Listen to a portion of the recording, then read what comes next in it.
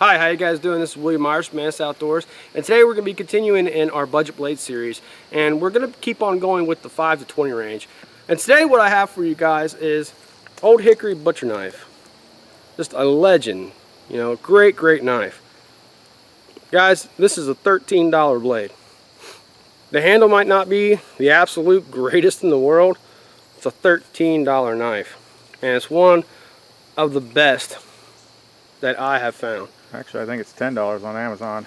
Yeah, I mean, I found these for $6, but I mean plus shipping and things like that. It's a full tang knife. You know, I hear things about not batoning with this blade because of you know, the pins getting loose and the handles getting kind of loose.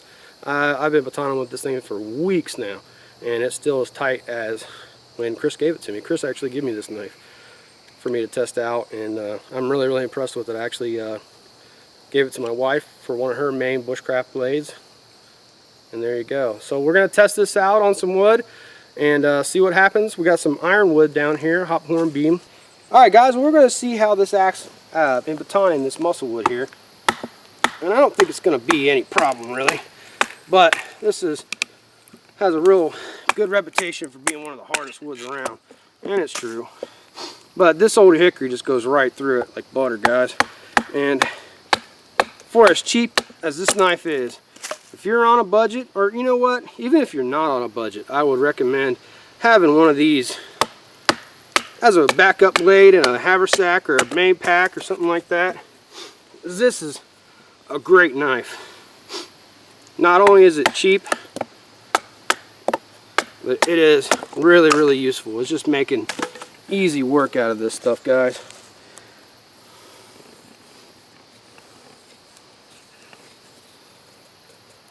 Got a great edge on it. This is one of the best knives that I have for sharpening.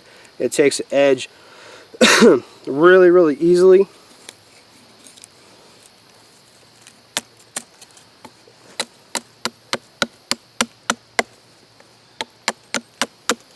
Doing some shaping chops.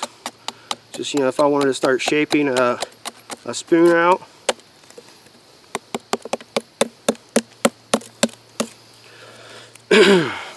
Start shaping my handle. An ironwood spoon, that'd be nice.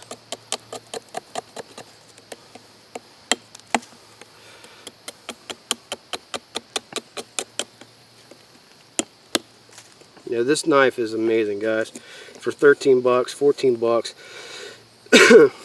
you're probably not going to find something better. You know, this would be the one thing that I would say would beat out a Mora. This is a 7-inch blade, a little bit big for me especially. I usually prefer things in the 4 or 5 inch range as far as main blades go. But you know, so for a main blade, it's full tang that you could beat on, no big deal. The thickness isn't that huge. I'm not sure, Chris, do you know how thick this blade is? It's very thin. You know, I'm not very 100% on the blade thickness. I'll go ahead and I'll add that to the screen somewhere. It'll be on there somewhere. But you know, it's not the thickest blade in the world, but like I said, guys, for under 20 bucks, you're not going to be able to beat that. And then adding a $20 companion knife, literally a Mora companion, I'd say you got the complete set there, guys. You got a knife that's going to be better than this at smaller tasks, and then you're going to have a main knife that's better for the harder stuff. The more you're going to be able to beat on this knife a little bit more than a Mora, and you know, it's a butcher knife, so that's what it's going to excel at as well, is butchering.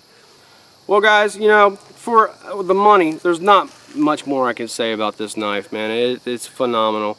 It's a great knife. It's going to be great for skinning, butchering animals. It is good for smaller camp tasks, you know, notchings, all that stuff, you know.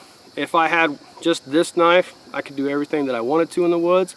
If I had a Mora companion, I could do even more efficient tasks. You know, this will do the task, but maybe a smaller blade like a Mora companion would do it more efficiently, and that would just round out the package. So we got another one of these old hickories here that a buddy of mine kind of made some modifications to it to make it a smaller blade. The reason why I did is because he was experimenting in knife making and things like that. Just wanted to kind of show you that. You know, for 13, 14 bucks, you could get a blade like this and turn it into kind of a smaller patch knife. And if you mess it up, go buy another one. 13, 14 bucks. Down on the stump. You know, I just thought that was pretty neat that, you know, kind of ground it down and made his own little creation out of it. And Ryan, where'd you say you got this sheath from? Knifekits.com. So he went to knifekits.com, got him a little sheath for it, fits perfectly. You know, that's just pretty cool. That's just ingenuity, you know, people thinking outside the box. Just wanted to show you guys that. But back to the Old Hickory itself. You know, like I said, Chris gave me this knife and gave me this sheath with it. And this is just a USMC K-bar sheath. Fits perfectly in here, and you can find these in a lot of places. Chris, where did you get this sheath from? 10 bucks on Amazon. It's a replacement sheath. So it doesn't even have the markings on it. Right. I mean, you know, that's just a great package for as cheap as that is. I mean, that's cost efficient with the reliability that this Old Hickory will have for you. Alright guys, so like I told you, this blade would fit into the $5 to $20 range, just like we did with the Mora Companion. And I'm really impressed with this blade so far. I've had it for 3 or 4 weeks. And like I said, I usually don't do reviews on anything unless I have been using it for about a month. And I'm definitely impressed with this blade. You know guys, these Old Hickory Butcher knives are amazing. For what they cost, I mean, why not have one? Just as a, you could have expensive knives, that's all well and good. I have expensive knives. This could easily be put in a get-home bag or, you know, whatever, what have you,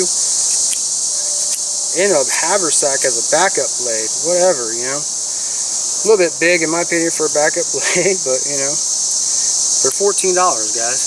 You know, we could kind of come down here and, you know, this is really good for, this is kind of the techniques I use for starting out my spoons and things like that. And one of these days we're going to actually get on camera and carve a spoon. I haven't done that yet. You know, that's how I start shaping my handles. Or just something as simple as a tent peg. You know, roll it around, give these small chops.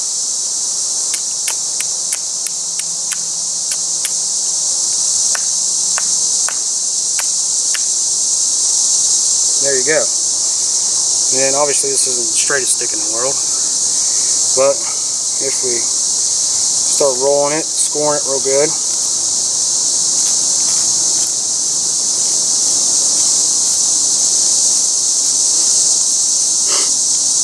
you know, this is just to get my point across, guys. This isn't the greatest tent peg, but you know, that gives us a straight break, and then we can come in here and make our notchings for our lines.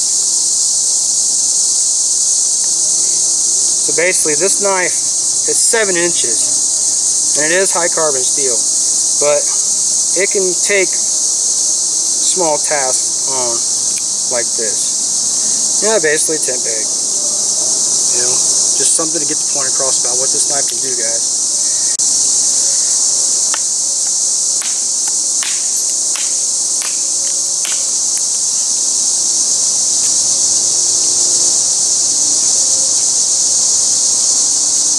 This knife being 7 inches, you got a lot of blade to work with.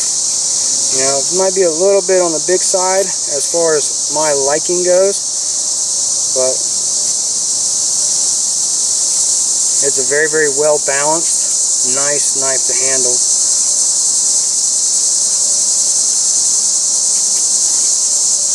And as far as small detail work goes, it's got that in the bag too.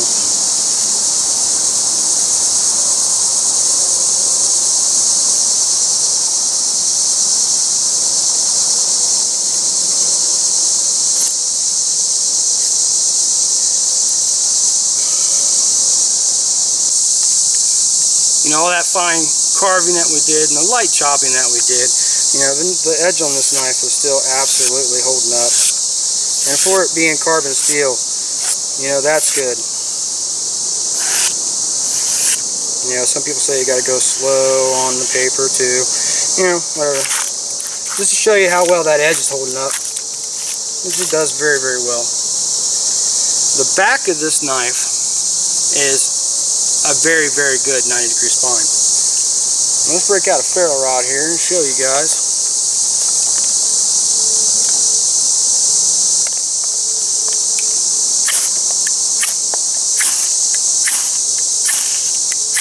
I mean, that is amazing. Very, very good 90-degree spine on that knife. Guys, this knife is full tang. The cutting surface is 7 inches. Overall, I think it's around 10 inches, 10 or so inches. But there you go, guys. You know, a word of caution, when using this for batoning, these pins can get pretty loose, then you know your knife will jiggle loose. But I've batoned with this knife quite a bit, and it hasn't yet. And like I say, guys, I'm really, really impressed with the edge retention on this knife, being carbon steel like this. And that back of that knife spine being as sharp 90 degree as it is. For $14, guys, you can't beat that. Alright guys, so the Old Hickory and the Mora, they go in the series under the $5 to $20 range knives. That pretty much closes this series out. Once I find some more in that range, then we'll add to it. But we're going to move on from here and move up in price a little bit, get into some of the more expensive blades, you know, get into the 20, 25 to 50 range, 50 to 75, on and on and on, just to show you guys what knives are out there. You know, you don't have to spend $300 on a knife, because that's a lot of what I get from like Facebook and YouTube. Like, oh wow, that knife's $300. There's no way. Oh, that knife's $275. Way too expensive. That's fine, not a big deal, you know, but there are other options out there. You know, cheap doesn't always mean crap, guys. There's a difference between cheap and cost efficient. And in my opinion, these two blades, the Mora and the Old Hickory, are cost efficient. Alright guys, well, this has been William Myers with Mantis Outdoors. I hope you guys are enjoying this new series on butcher blades. And if you are, I'd really appreciate it if you click subscribe down below. Liking my videos really helps me and my channel out a lot. I appreciate all your views, comments, and support. Hopefully, we'll see you out in the woods. And today what I got for you guys is the Old Hickory. 3, 2, 1. Alright guys, well, this has been William Myers with Mantis Outdoors. I hope you're enjoying the series on budget blades, and if you are, I appreciate it if you click subscribe down below. Liking my channel helps me, and damn it, blanked. Boop, boop, boop, boop, boop. Right, let's go and finish this up, Alright, 3, 2, 1.